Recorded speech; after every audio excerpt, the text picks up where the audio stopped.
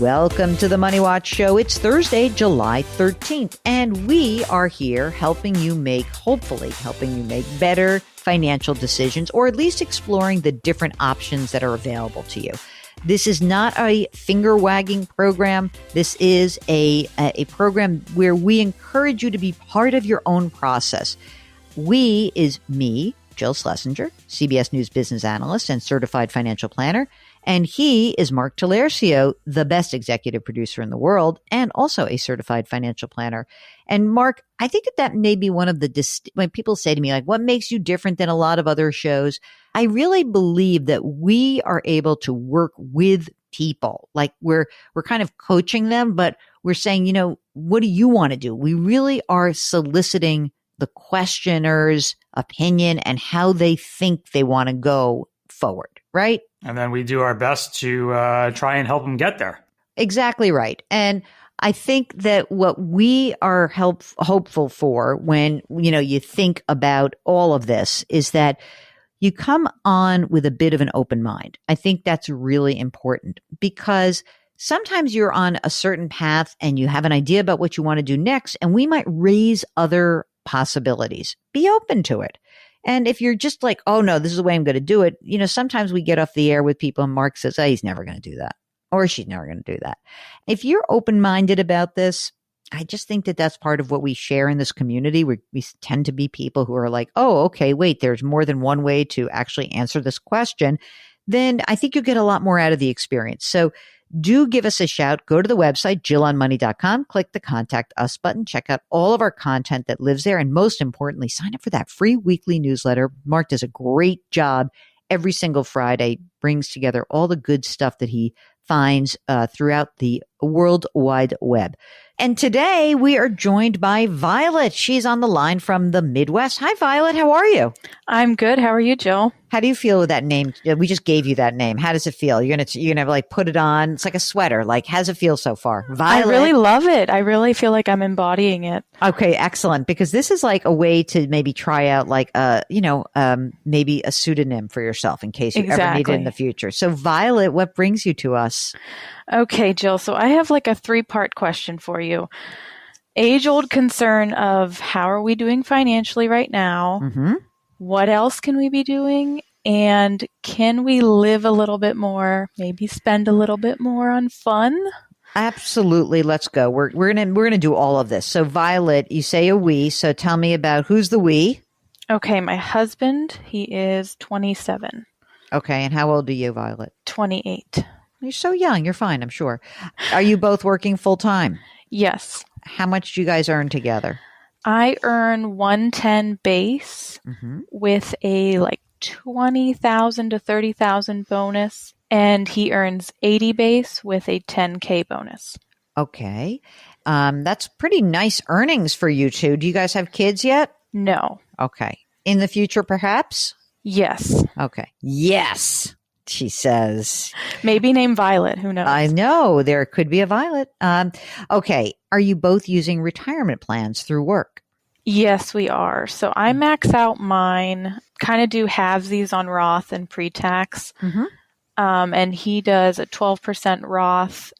His company actually contributes, they have like a profit sharing. So they contribute the same amount. It kind of equals out every year. Like he contributes about 10,000. They contribute about 10,000. Oh, that's good. That's great. And does your company have a match or not? They have a profit sharing, so it varies, but this year was about $6,000. That's really good. That's a nice chunk of money. So how much do you have? Let's say for you first, you can give us pre-tax, Roth, and same for him. I don't know the breakdown of mine, pre-tax and Roth, like in the total, but my total is 56,000. Okay. And his total is 83,000. That's great. You guys are cranking. You're so young. Okay. One of you is an extreme saver, I can tell. Yes. What about non-retirement funds? I have about 80,000 in cash and then about 18,000 in I-bonds. Okay. He has about 36,000 in cash. I have a brokerage and a Roth IRA. There's just a little bit in there. I maxed out last year my Roth IRA, so there's 6,000 in there. Mm-hmm. And then my brokerage has 6,000 as well. And that's just you think of it as sort of fun money or anything else like, if you needed to, in terms of the brokerage, like, is that a way for you to invest more or like? Yeah, just a way to invest more. I don't intend to like use it for anything anytime soon. Okay. That sounds good. So you've got a lot of money already. Where do you live? Is there a house? Is it a rental? Is it ownership? What are we looking at here? Yes, we have a house. We purchased it before the pandemic for $160,000. And we have about $125,000 left on the mortgage. How much do you figure it's worth now, post pandemic? Yeah, we've looked at that a few different ways. We think we could, if we sold it right now, probably like $220,000. Wow. What's the rate on the mortgage? 3.5. And it's a 30-year? It's a 20-year. Oh, that's a funny thing. So when did you buy it? 2019. All right. You've got a lot of money. What are you all stressed about? Are you the extreme saver? It sounds like you are going to be I got to tell you right up front, I can tell already, like, here we go. Violet's like Marie Kondoing her finances and folding those socks like a little fiend, right? Exactly. Yes. That's exactly how I am. And that's what kind of my last question, why I would say, like, can we have a little bit more fun? Can I relax a little bit? Like, yeah, but how can I make you relax? What can I do to help you relax? Well, what I can tell you is you guys are kicking butt on the amount of money you've saved. I mean, to imagine that you're not even 30 yet. You own a home, you have equity in the home, don't make any extra payments on that, but you're socking money away. And this is like a beautiful 27, 28-year-old balance sheet. I guess I'm wondering, how much do you think you need to live on for real? Not like with all your saving. What's your expense number? I think like to live comfortably every month is $3,500. That includes like our hobbies, our eating out, everything. 35. Let's say 4,000. So spend $4,000 a month and stop messing around here and have some fun. Live a little bit more. I don't have a problem with them having cash. You like having cash, right? Yeah, I do, but also I know that it's not the greatest thing to have right now, and it could go to better places. Well, could you live with, instead of having 80, could you live, let's forget about your husband. It sounds like you keep things separate a little bit, which is fine. Could you live with having 50 in cash and 18 in I-bonds? So why don't we take that 30 grand and pop it into the brokerage account? Oof. Are you scared? Oh my God, Mark, did you hear that? That was like a visible, like, oh my God. Okay, wait a minute. That's good. It took me back a bit. Oh my gosh. How can we make this easier for you? How about this? Right now, how much money are you actually saving? Are you putting a fixed amount into each of your cash accounts? No, honestly, as crazy as I am, I don't watch it that closely or do it as deliberately as you might think. Okay. I just know I'm saving a lot. Okay. How about this? What if I could have you, instead of putting $30,000 all at once into the brokerage account, how about if we were to dollar cost average in either 10 grand a month for 3 months? If that seems too much, then we'll use 5 grand and we'll keep putting $5,000 a month into the brokerage account from your cash account until you're at $50,000 in the cash account. That will leave you 50 in cash, 18 in your I-bonds, and he'll still have 36 grand in his back pocket. How would you feel about that? I like that. Let's do that. And Mark, 5 or 10,000 a month for the dollar cost averaging. I mean, the smart move is 10, but I think whatever makes her comfortable. How do you feel? 5 or 10? What do you think, Violet? Can we do like a 5 and then a 10 the next month or something, just to dip my feet in? Just do 5. Just do 5. If I dollar cost average 5, maybe I'll go to 10 because my bonus is bigger than I thought and I'm building up so much cash. I don't want to have just cash sitting there, right? And so I think that, like, don't forget that you do have the 18,000 in I-bonds and he's got $36,000 in cash, right? So I think that if you kind of make sure that you put enough, just set it up automatically. Where's your brokerage account right now? Vanguard. So have Vanguard draft $5,000 a month from your cash account, wherever your bank is. And how is your brokerage account actually invested right this second? It is pretty stock heavy. Like a stock market index or individuals? Yeah, okay. Exactly. So you can do a stock market index And then you can pick, why don't you just throw a bond market index in there also, an intermediate term bond market index. Okay. Why don't you put that in there? If you're feeling queasy, you can say, all right, well, of the 5,000, I'll put 2,500 into the stock market and 2,500 in the bond market. Get that $5,000 allocated so that it automatically goes from your cash account into the Vanguard brokerage account. Don't go crazy. Pick a few funds, right? A stock market index, an international fund index, a bond market index. Make it automatic. And then if you get this bonus and it's a bigger bonus than you think, and you've paid your taxes and everything's good, then maybe you go to 10,000. We'll see. The thing that I want you to be committed to is the 5,000, because if the market drops like a stone and we're in terrible bear market territory, it's going to be hard for you to feel like, oh, I want to do 10,000 because you're nervous. Conversely, what I don't want to happen either is if the market goes up, you just say, oh, I'm going to pile all the way in. Like, just stick to some game plan. That's all I want you to do. And if you start to feel more confident, it's a few months in and you've got, 15, 20 grand that's invested, you say, okay, now I got this. I'll go to 7,500 a month. Pick a number, stick to the number, and don't pop in because of market conditions and micromanage that. Okay. So even if things get weird in the market, keep on going. Yeah. Okay. You should be rooting right now for the stock market to fall 5% a month right now. I'm telling you, that would be the best thing to happen for you, Violet, because then you'd be buying at lower levels, like little bit at a time.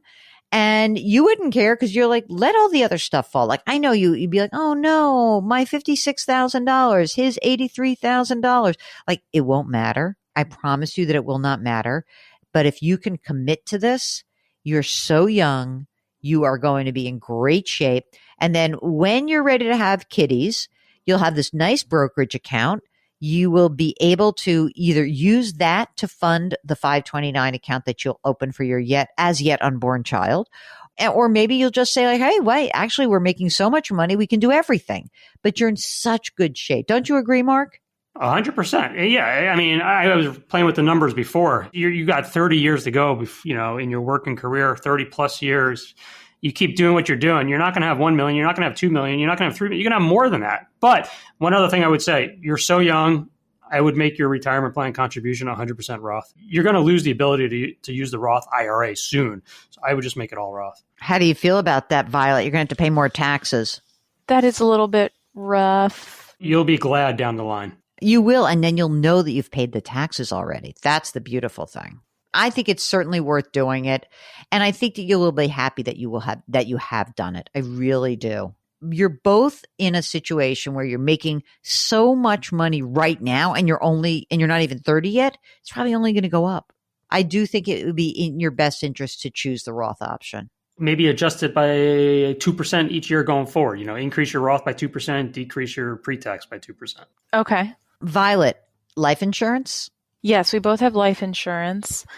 I was going to ask, though, for my husband, he doesn't have a Roth IRA. He doesn't have a brokerage. Would you recommend him getting into that? That's something we've been talking about, but not sure of. I mean, look, is there some reason you're keeping your finances separate?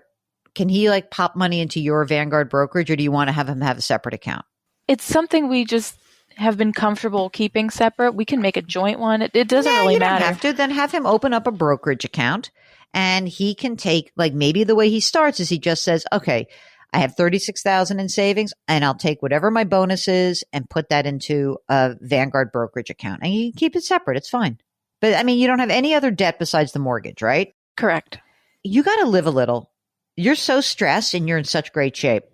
You are I just said recently, I was on someone's podcast and they were talking about the younger generation. I'm like, let me tell you something. This younger generation is kicking butt on their financial stuff. You are.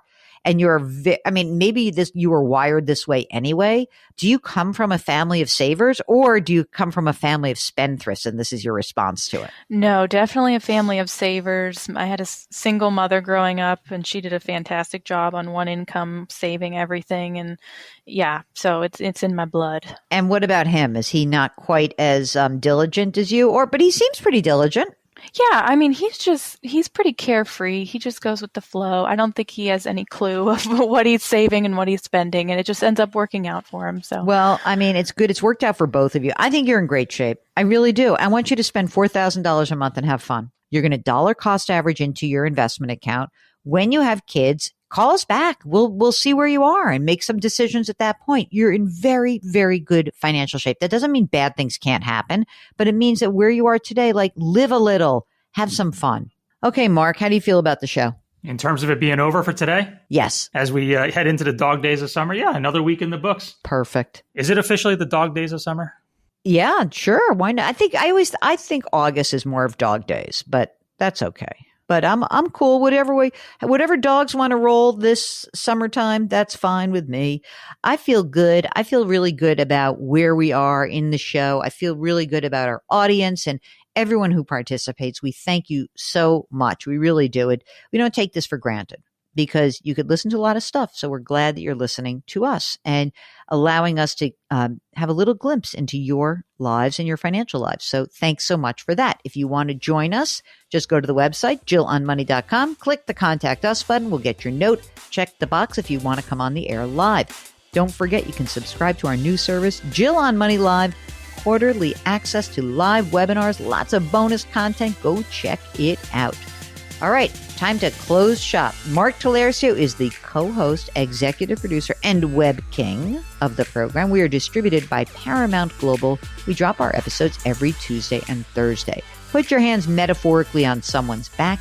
Change your work, change your wealth, change your life. Thank you for listening. We'll talk to you next week.